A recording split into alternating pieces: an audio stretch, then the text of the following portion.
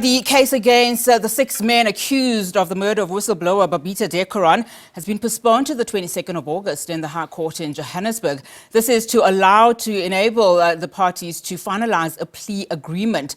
The 6 men are facing charges of murder, attempted murder, conspiracy to commit murder and possession of unlicensed firearms and ammunition. Deokaran, a senior governmental official at Gauteng Health Department, was shot and killed outside her home in Winchester Hills, south of Johannesburg, in August of 2021. At the time of her murder, she had flagged suspicious payments worth 850 million rand to various companies. The men were arrested and charged with Deokaran's murder in the days following her death. Now, SABC News reporter Hasina Gori spoke to Babita Deokaran's brother and filed the following report. 2 years since Babita Deokaran was gunned down and shot outside her Mondio home in Johannesburg South, the trial has not yet begun, while 6 men were arrested just days after her killing. Who exactly caused this hit to be orchestrated is yet to be known. From the beginning of the trial, there's been much postponements. There were trials within trials when it came to the handling of the accused. They alleged that they were abused during the incarceration and during the arrest. Also, there was issues around the pointing out of the accused, claiming that there was mishandling during that process. But we've seen this trial, which was meant to begin last week, being postponed yet again this week. We hear this morning at the Johannesburg High Court, where once again the matter was set down, this time hopefully with some finalization in the process. I want to bring in a family member of Babita Deokaran, who was a senior health official in the Gauteng Health Department, someone who had pointed out some of the misrepresentation and the mismanagement of funds in the department, and who is alleged to have been gunned down because of her findings and some of her reports around allegations of funds being misappropriated. So I want to bring in her brother Rakesh Deokaran. Thank you so much for speaking to us. The family has been through so much during these last 2 years. We're trying to understand what exactly took place. We're here in court today, and we hear that we're almost at the end of what is hoped to be a plea agreement. What is the sentiments from the family around this? Well, we'd only know after next week, Tuesday, with regards to the plea, whether we'd be content with it or we won't be content with it.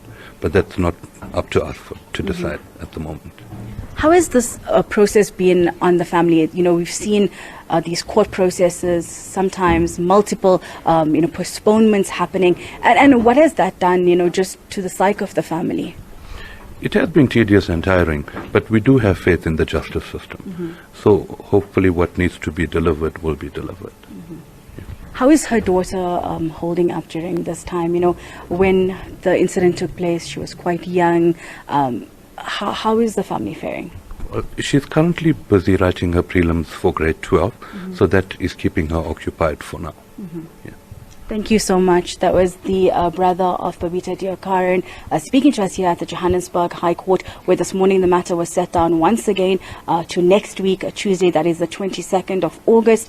And what we hope will come out is that the 6 accused will finalize a plea agreement between the state and the defense, and hopefully there'll also be some kind of understanding on what exactly transpired, and these hitmen who are alleged to have been paid to take out this incident. We'll find out, maybe, hopefully, who are the orchestrators behind it, and some answers for the family who have been grieving for the past 2 years. I'm Hasina Gori from the Johannesburg High Court.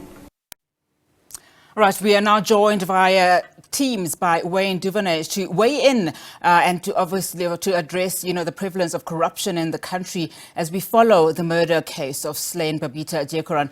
Thank you so much, Wayne, for your time. Now, next week it will be 2 years since Babita was killed just outside her home. Her family needs justice. As things stand, are we losing the battle on corruption, do you think, as a country, particularly where the consequences are, in this case, in murder? Yes, hi. Thanks for the opportunity. Yes, we are losing the battle, and I'll tell you why.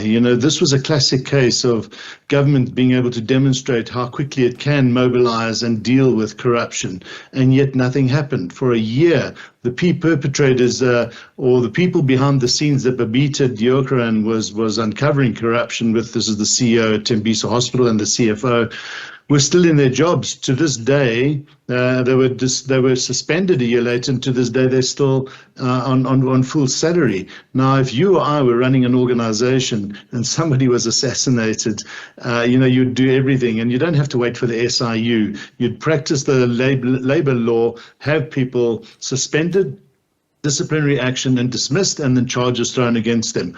Nothing like that has happened. And this is a clear case of how people higher up in the chain are part of the problem, because they really are not getting to the bottom of accountability and dealing with corruption within their own environments. President Cyril Ramaphosa has now finally, after 2 years, given the SIU Tembisa Hospital investigation the go-ahead into the over 1 billion rands payment siphoned from that facility. Your reaction to this, just in terms of how long it took and also how significant this development is? Exactly. It's taken far too long, and it's very significant. The president should have moved heaven and earth very quickly. He was aware of what happened. We all knew within a week or two of her slaying that this was not a botched robbery. This was an assassination. Now we have the alleged assassins in court 2 years later, and this delay is just another sad state of affairs. We don't seem to be able to implement and to move fast enough. And if we were serious about tackling corruption, we would take many of these cases exactly of the same modus operandi that are taking place, where whistleblowers have come forward, given the information to civil society, to the NPA, the Hawks, and we would make strong examples of them. And yet we are slow to react. The president needs to lead on this front. He needs to show that we are serious about putting in place more and more mechanisms to both protect the whistleblowers, to give them the support they need, and to show civil society that we are going to tackle corruption meaningfully. None of that is coming forward. And so we see, as ARTA, whistleblowers on a regular basis giving us information on how the same similar modus operandi of procurement that is permeated from national right down to local government. Municipalities are being decimated by the money lost, and we see these higher rates and taxes going up just to try and recoup more money to waste. It is really starting to have a dire impact on the economy and on people's lives in every single town and city in this country. Now, let's look at what is currently happening, in as far as the case is concerned. Of course, we know that the 6 accused are not masterminds. They are accused of directly being involved in the shooting of Babita Deokaran. So we obviously know that the case has been postponed for a possibility of a plea agreement. At this stage, we don't know if it's one accused, or if it's all of the accused. How important is it that we get to the bottom of actually the masterminds of these killings? Very, very important. Hired guns is a problem in this country, and it's getting out of hand. We see assassinations becoming more and more regular event, but it's the perpetrator, the real perpetrators, the kingpins behind the order that was given to remove Babita. That's who we want to see facing the law, and it's through this case as it unfolds. Hopefully we'll get the information as to why it happened, how it happened, and start piecing together the puzzle so that we can get on top of who the people behind the scenes are. That's where the big crimes are. That's where the 850 million rand was siphoned off out of Tembisa Hospital. The Gauteng department, we cannot afford this department to be under siege to the extent that it was with the Tembisa Hospital. Are there more hospitals involved? This department is responsible for the lives and health of millions of people. If we are losing this much money in one hospital, it is a dire situation. We need to know who is behind that problem. And is it concerning for you that, with this high-profile case of Babita Deokaran being out there, the perpetrators being arrested, that still, we are hearing stories of whistleblowers coming out? We were shocked when, not too long ago, an Eskom, a former employee, came out saying that, 400,000 rands hit was placed on her because also she was investigating corruption within that utility. How concerned should we be as South Africans that whistleblowers are still not being supported in this country? Extremely concerned, extremely concerned. We have a number of whistleblowers who just cannot give us any more information on cases because they could easily be implicated or linked to the information that is being provided to us. So this is a serious concern. Whistleblowers are pulling back. They are finding that it is too difficult to come forward. They are scared. They lose their jobs. We've seen Sarika Lakrash in the city of Joburg being pushed out because she's, involved in exposing a lot of corruption there. And what happens, you see it with Martha and Goya, so many good people that have so much to give to this country, to give to the state-owned institutions and municipalities that they work for, are just ostracized. They're suspended on trumped-up charges. They lose their livelihoods, their jobs, and it's just not a good place to be a whistleblower. Now, if we are really serious, we would tackle this yesterday, a long time ago.